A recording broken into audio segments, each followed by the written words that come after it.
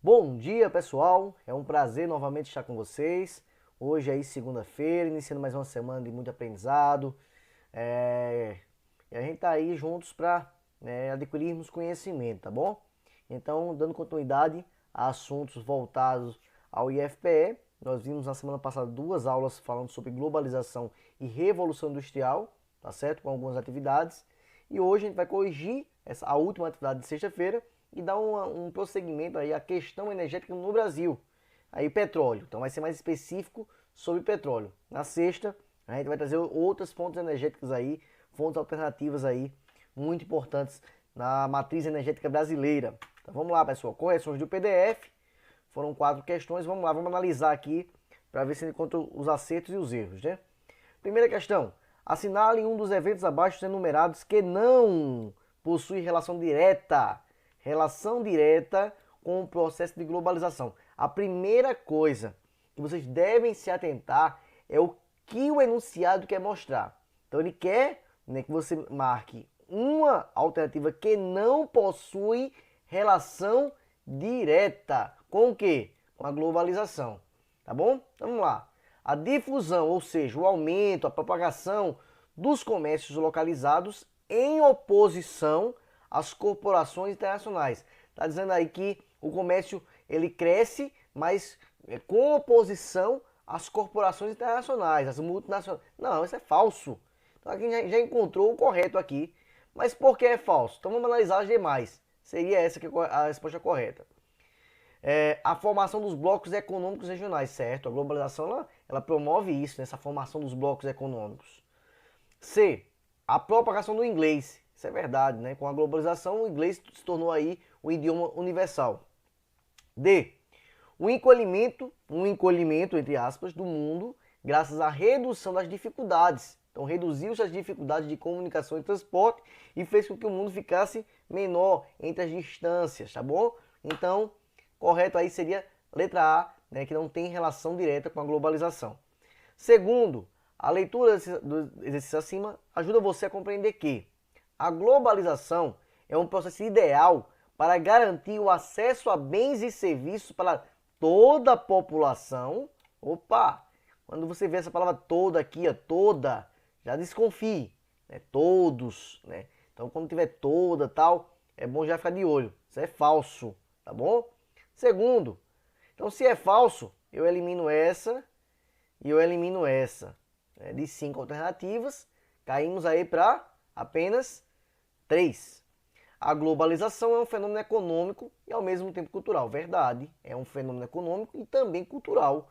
Então, se é verdade, a gente sabe que isso aqui é verdade, a gente corta essa letra E que não tem o número 2. Então, a letra E também não pode ser, tá certo? Só sobra aí letra B e C. A globalização favorece a manutenção dos costumes e culturas. Mentira! Tem modificado os costumes e culturas. Ela favorece a modificar e não a manter. Então também isso aqui é falso. Se é falso, não pode ser letra C. Então só sobra aí, pessoal, a letra B, tá bom? Aí a 2, a 4 e a 5 são verdadeiras. Terceiro, segunda Revolução Industrial se caracterizou, a segunda, né? Entre outros motivos, pelo desenvolvimento de novas ferramentas, fontes de energia e setores industriais, surgidos principalmente a partir da segunda metade do século XIX. Então, sobre as inovações da segunda Revolução Industrial, aponte a alternativa abaixo que está incorreta. Petróleo, fez parte da segunda. Energia elétrica, também. Motor a combustão, também. Máquina a vapor, epa, primeira revolução. Então é a letra D, a correta, beleza? E o aço está ok. Então a incorreta é justamente máquina a vapor, que faz parte da primeira revolução industrial. Com um piscar de olhos, será assim que os donos dos óculos inteligentes do Google, o Glass, poderão tirar fotos a partir de agora. A empresa de internet lançou nesta terça-feira uma atualização do sistema operacional do aparelho. Tá bom? Então aí tem um texto aí falando sobre Google, etc. O texto acima revela uma das fases da terceira revolução industrial, dentre as quais podemos considerar, desses três afirmativos aí, o que é que a gente pode considerar como faces da terceira revolução industrial? 1. O desenvolvimento dos meios eletrônicos como sistemas de transformação socioespacial. Posso considerar isso, tá bom? Então, se eu posso considerar isso, e eu acredito que seja verdadeiro, eu posso eliminar aqui, ó, a letra B. Não é a letra B. A evolução dos meios de comunicação alastra-se de maneira igualitária por todo mundo. Negativo. Há muita desigualdade nessa questão de comunicação. Então não pode ser não pode ser número 2. Então já corta aqui também, olha. Então vou cortar aqui, não vai ser nem A, nem D. A resposta correta seria a letra C, tá bom? 1 e o 3, né? Um vínculo intensificado entre ciência, tecnologia e mercado consumidor. Então finalizamos. Parabéns aí para quem acertou. E vamos lá.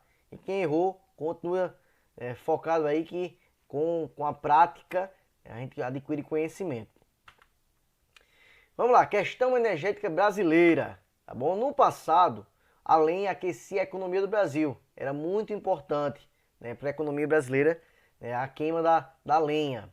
No Brasil, até a década de 40, tá aqui, olha, mais de 75% da energia primária utilizada para a geração de outras fontes energéticas, como a eletricidade, vinha da queima da lenha. Então a lenha era extremamente importante, até a década de 40.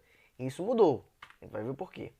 Esse número refletiu o perfil socioeconômico do país. Naquela época, o país era o quê? Era rural, tá certo? A maioria da população brasileira naquela época viviam nos campos e não nas cidades. Esse assunto é muito bom, que a gente vai ver várias frentes aí, vários assuntos dentro de um.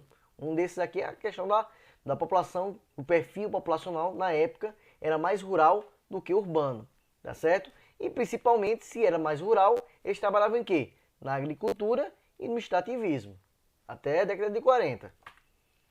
Essas atividades, pessoal, dependiam basicamente da lenha, fonte de energia muito próxima e relativamente abundante. Lógico, né? Madeira tinha para dar e vender naquela época aí, e eles exploravam de fato aí sem se preocupar com questões ambientais. A partir da década de 30, diante do colapso da economia cafeeira, que a gente lembra, né, que com a libertação dos escravos e etc., o Brasil, né, começou a investir bastante, né, e o declínio da cana-de-açúcar em café. O Brasil passou muitos anos aí investindo muito em café, mas houve uma questão aí de colapso, né, com a crise de 1929. Então o Brasil deixou de investir na economia cafeeira, com o recurso que ele tinha reservado dessa economia, ele começou o quê? A se industrializar, que a gente viu, né? A questão da Revolução Industrial, ela chega também aqui no Brasil, mas só chega realmente de fato com proporção na metade do século XX. Em consequência, a demanda por outras fontes de energia, como o petróleo, elevou-se. Então, olha, aqui começou a busca, né, do Brasil aí pelo petróleo também, né, com a revolução, com a chegada, né, dessa industrialização no país. Com isso também muda o perfil populacional. A gente viu no slide anterior que a população é mais rural, aí, a partir desse momento aí ela começa a ser mais urbana do que rural. E hoje nós temos cerca de 90% população urbana e apenas 10% população rural, beleza? No Brasil, pessoal, a utilização do petróleo, tá aqui, ó, foi acelerada, né, por um novo modelo de transporte que foi amplamente difundido. Olha, outro assunto, que isso é muito bacana, pessoal. A gente pega um assunto aí e vai remodelando e falando de diversos assuntos. A gente acabou de falar de população, né, dessa mudança populacional brasileira, do perfil populacional, do perfil demográfico brasileiro. E agora a gente entra em outro fator, que são, né, a questão do transporte. A gente via que até a década de 40, de fato, o Brasil era um país mais com transporte ferroviário. Inclusive, era um transporte muito mais barato. Mas aí, com a questão da industrialização, teve um novo modelo de transporte aí a ser investido, que foi o rodoviário. É mais caro, causa mais acidentes, mas aí tem a questão toda do marketing aí para vender também muitos automóveis, tá bom? Então aí o Brasil investiu bastante no setor aí, né, de transporte rodoviário, que é hoje que predomina no país.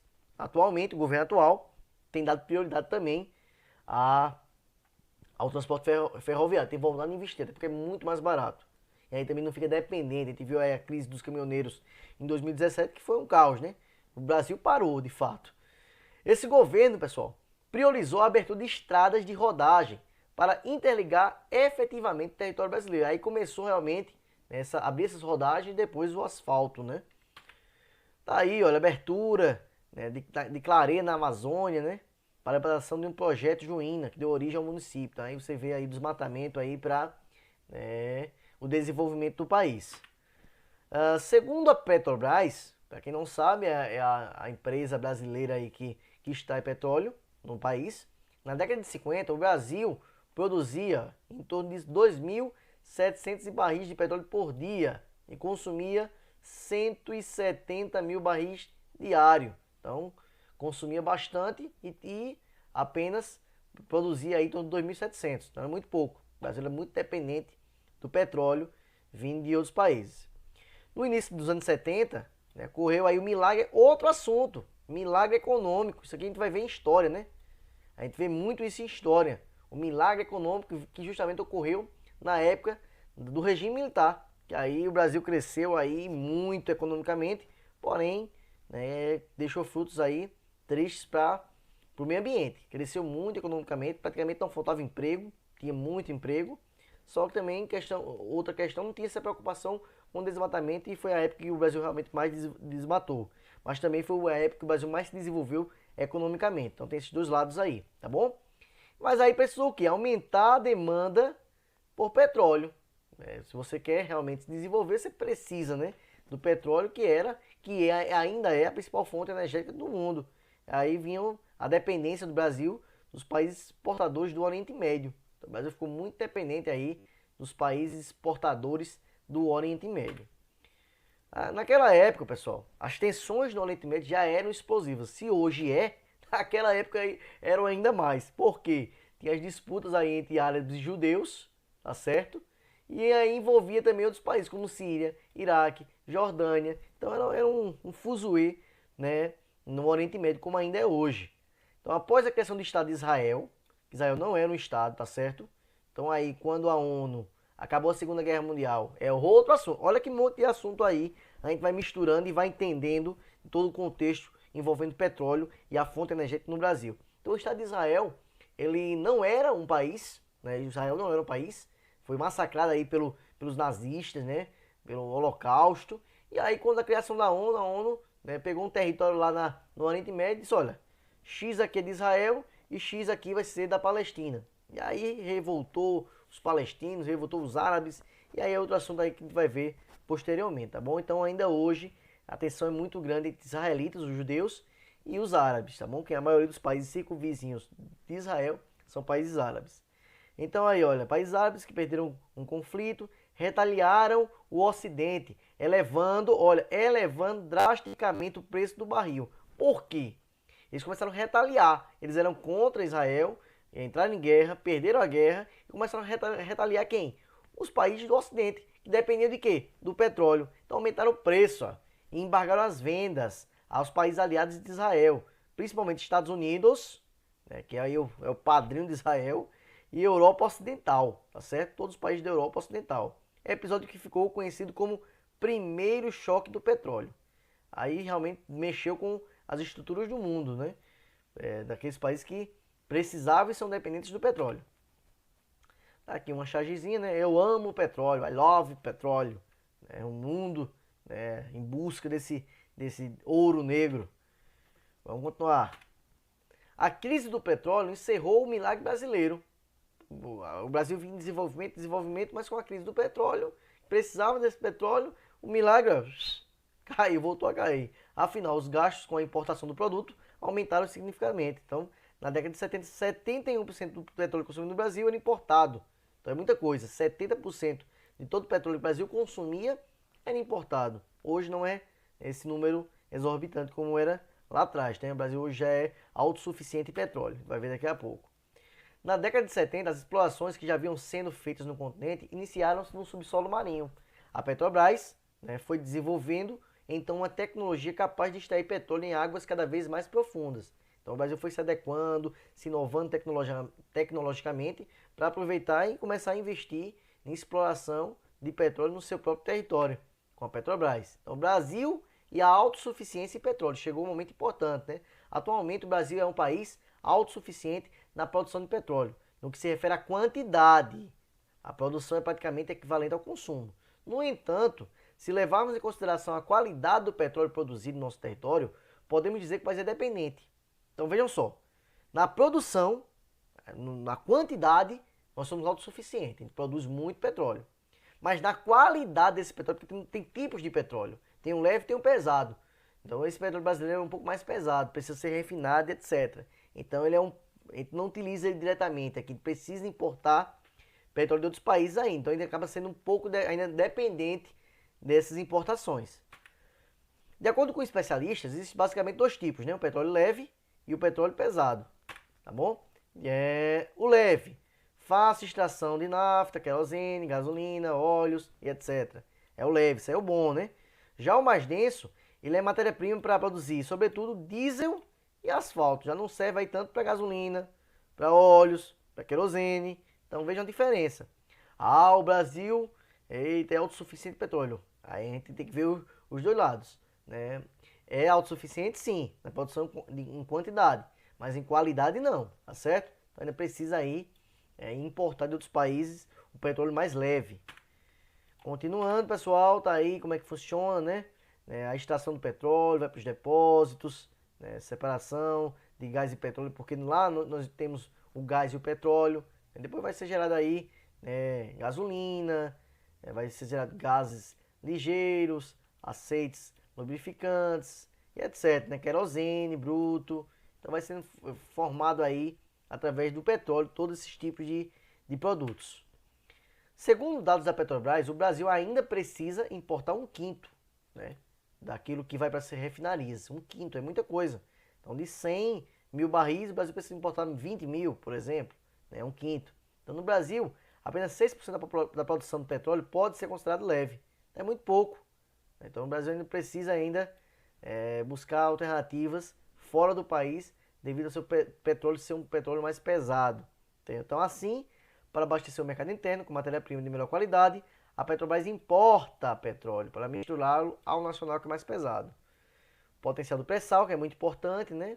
O que é isso? É uma camada de faixa de 200 km, né? Localizada a 300 km da costa, que se estende a 800 km entre os estados do Espírito Santo e de Santa Catarina, abaixo do leito do mar. Aí a Petrobras descobriu uma reserva imensa aí de petróleo, que está justamente nessa camada do pré-sal, tá bom? Aí mostra um pouquinho como é que funciona essa camada, tá bom?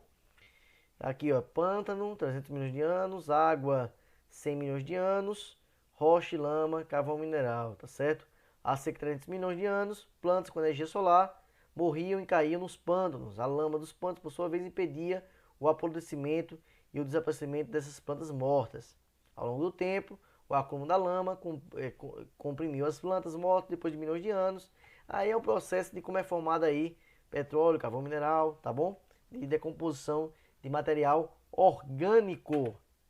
E para finalizarmos, pessoal, responder a atividade que está em PDF aí que eu passei para vocês até quinta-feira, tá bom? Lembrando que os 5 primeiros que entregam é computado aí como desafio, como hora de desafio ganhando ponto extra, tá bom?